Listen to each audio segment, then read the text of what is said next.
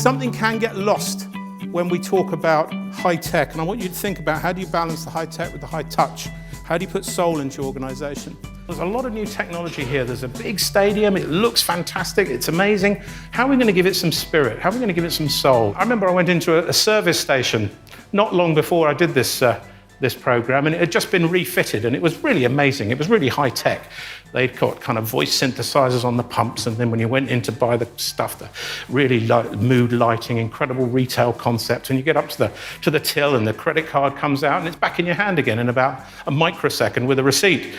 And I just remember feeling there was still something missing. And I remember one occasion I said to the assistant, I said, "Aren't you going to say thank you?" She said, "It's printed on your receipt." Fantastic realization for anybody that comes from corporate setups all the way through to new startups on how you can engage people throughout the process of change to kind of bring it to that level of realization where your vision becomes your ethos. You can have as many words as you like on a vision statement and as many words on a positioning statement as you like, but ultimately it comes down to creating something magical that changes and transforms people when they experience it. A little bit like the bee with the flower, they perform a very, very positive role for each other. And as long as they're actually generous with each other and helpful with each other, both of them grows in their own individual way. To go and cultivate and create those kinds of experiences that we want to be magical for people every time they come in contact with one of our brands.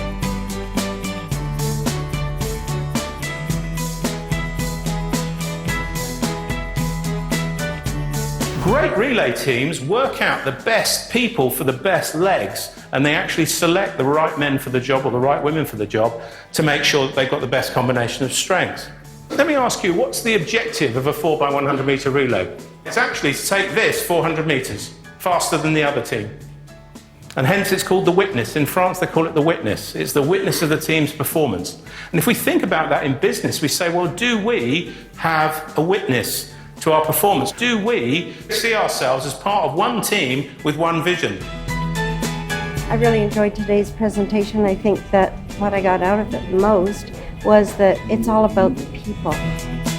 In a great piece of research by Kouzes and Posner, they actually found that clarifying your organization's values makes virtually no difference to your employees' commitment. What makes a difference to them is values that they personally embrace, that they make their own. 20 years ago, I helped a hotel chain that's famous for its fabulous resorts develop their values. And in an impassioned debate about whether we put customers first or whether we win customers, the general manager almost shouted, "I don't want to just satisfy customers, I want to blow them away." And the core value, blow away the customers, became their value. 20 years later, I walked into a little booth where a representative of this organisation was promoting the venue, and I mentioned my work on their values, and she just looked at me straight in the eye and said, "What, blow away the customer? That's our number one value." I don't know about you, but I often see stewards with their arms folded, wearing combat boots, looking like, I'm the enemy when I go to an event. Here's an example of the way in which Brighton Hove Albion stewards started behaving as a result of Team Brighton. Things were getting a little bit out of hand as they erupted into an okey-cokey, or a version of it, that the stewards thought was getting dangerous.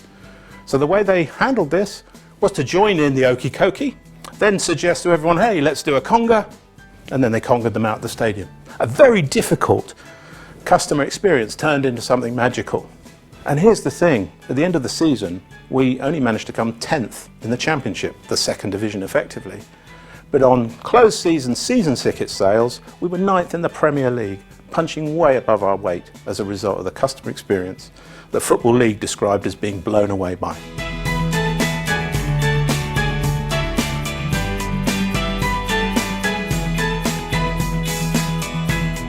That's Team Brighton, one club, one ambition. Thank you very much for listening.